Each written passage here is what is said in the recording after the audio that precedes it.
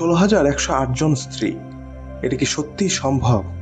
এত বিশাল সংখ্যা, এটা কি বাস্তব নাকি শুধুই কোনো পুরাণের গল্প?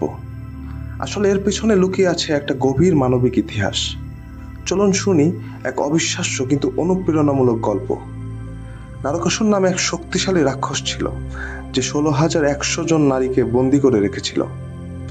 তাদের কারোরই কোনো দোষ ছিল না, কিন্তু সমাজের চোখে তারা হয়ে গিয়েছিল অশুচি। কৃষ্ণ সেই নারীদের রক্ষা করতে যুদ্ধে যান, নারকাসুরকে বধ করেন। সেই নারীরা মুক্ত হলেও সমাজ তাদের গ্রহণ করতে চায়নি। তখন কৃষ্ণ নিজেই তাদের সম্মান রক্ষার জন্য বিয়ে করেন, শুধুমাত্র সামাজিক স্বীকৃতি ও মর্যাদা দেওয়ার জন্য। তার 8 জন প্রধান স্ত্রী ছিলেন, যাদের বলা হয় অষ্টভাবা। বাকি 16,100 জন স্ত্রীকে তিনি নিরাপত্তা, সম্মান আর মর্যাদা দেন। এই ঘটনা আমাদের শেখায় তিনি একজন রক্ষক। এটাই ছিল কৃষ্ণের প্রকৃত লীলা।